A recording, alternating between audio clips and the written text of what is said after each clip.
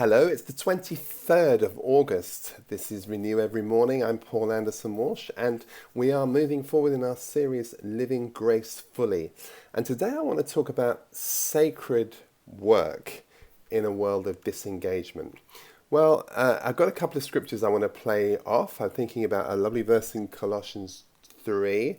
I'm going to grab a verse from Colossians 4 as well, and a verse in Genesis chapter 2. But I want to think at the world at work or not. Now, work shapes like a third of our waking lives, probably more. I mean, if I think about the amount of time I'm at work, it is just extraordinary.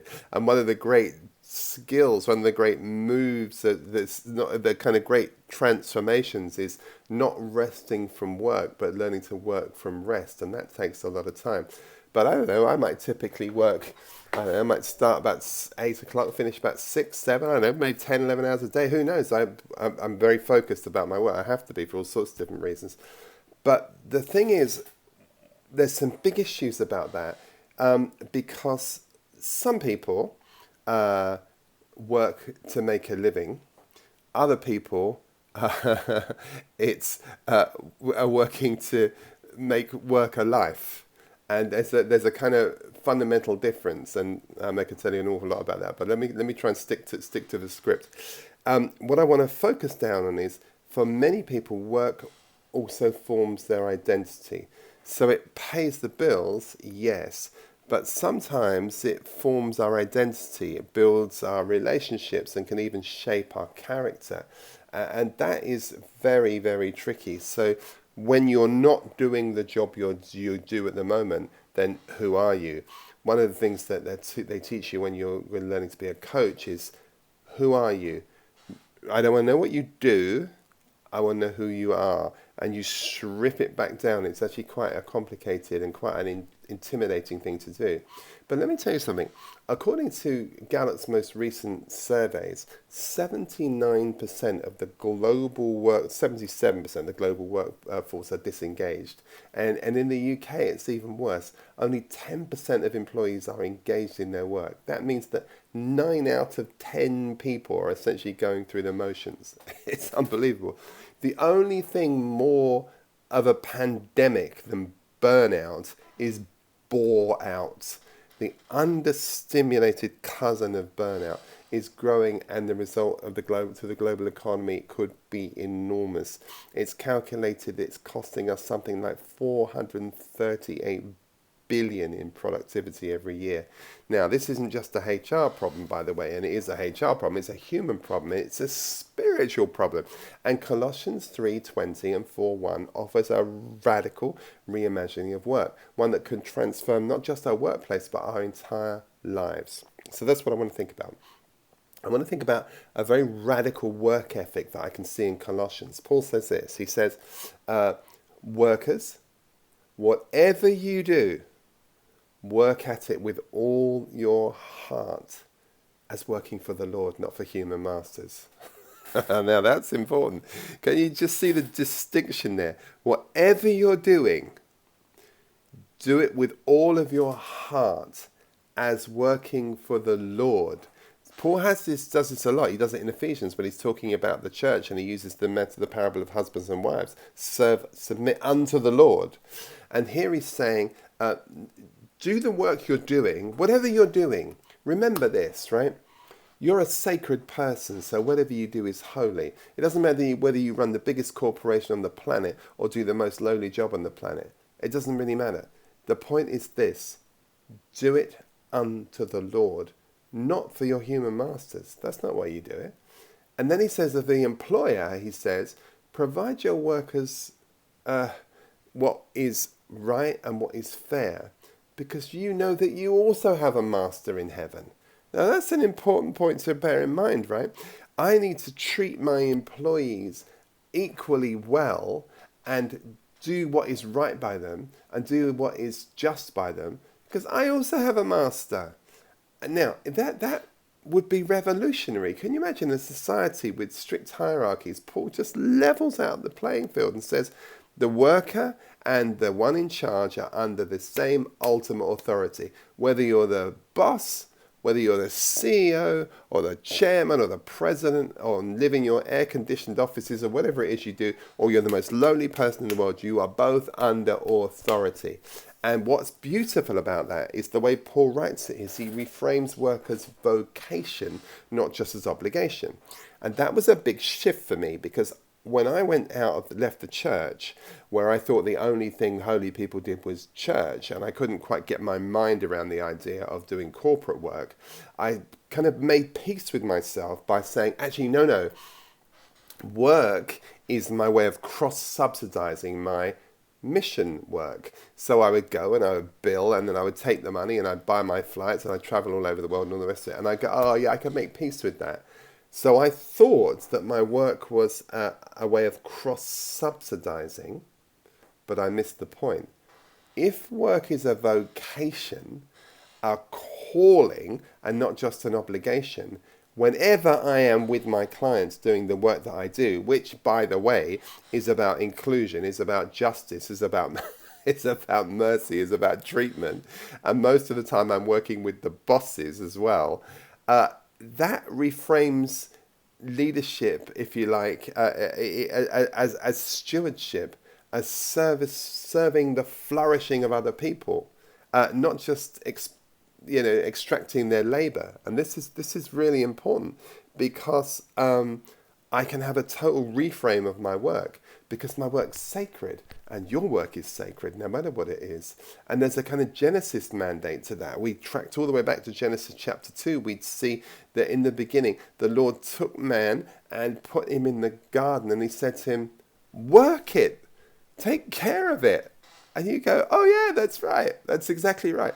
Before the fall, before sin, before sweat, before toil, there was work. And it was good. That's the point. Work was and still is meant to be a way of cultivating and creating and partnering with God in the ongoing care of his creation. That's the whole point. This means that work's not a curse. The curse was that you have to sweat for it. Work's not the curse. And that's why Isaiah 40 is so powerful, because it says, even the youths will stumble and fall. Even the youths will faint and stumble and fall. It says, but we, those who exchange their strength, will run and will not grow weary, will walk and will not faint. They're saying you're going to work and you're going to run. You're just not going to faint. Why? Because you connected to the sacred economy and the sacred power that drives it. So the problem isn't work itself. The problem is we strip it of meaning and of grace. And so what's gone wrong? Well, this disengagement crisis. Why is it that we have such low disengagement and such high burnout? 77% of people disengaged. Only 10% in England. 85% of people were saying they feel burned out. The rise of bore-out, as we've said. When work is only about survival or status or self-achievement, it loses its God-given gain. So didn't Solomon say somewhere in Ecclesiastes, even all your acquiring, even all your work and your achievements, you're done it out of envy. That's amazing. But living gracefully at work is something else. And I think Paul's reframing Colossians gives us the opportunity to live gracefully in the workplace. So for employees, work sincerely, work with integrity, even when no one is watching you. Maybe especially when no one is watching you. See your labor as service to Christ, not just service to the boss. For people like me who are employers, what do I say? Well, lead justly and lead fairly. Treat your people with equity. Recognize that you're accountable to your same master. And for both of us, move from a kind of transaction-based relationship to a trust-based relationship.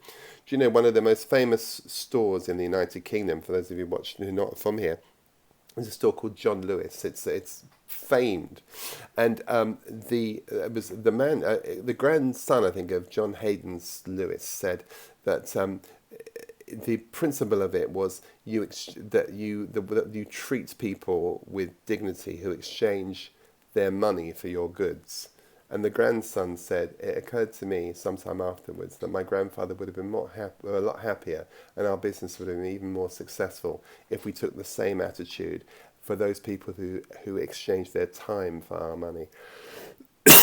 And I think this idea is very, very powerful because it moves beyond a kind of transaction-based relationship into a trust-based relationship, embedded with compassion, with fairness, with purpose into the daily rhythm of our work. Imagine what would happen if leaders suddenly saw their teams in this way. How different would that be, as people to be developed rather than resources to be used? One of the things I say all the time is HR is about human resources, and that is a mistake. We need to think about how do you resource humans, and we resource humans with compassion, with kindness, with fairness. Those are the ways we resource humans. And if our workers saw their labour as worship rather than drudgery. Well, now, this is kind of where the kind of sacred work practice comes in. Each morning, just before the first email, before the first meeting, the first Zoom call, just take a moment to bless your workplace and bless the tools and the equipment that you use. It might be a laptop, it might be your keys for your door, it might be your belt, it might be a kitchen counter, who knows. But just pray, Lord, let my labour be love. Let my labour be love made visible.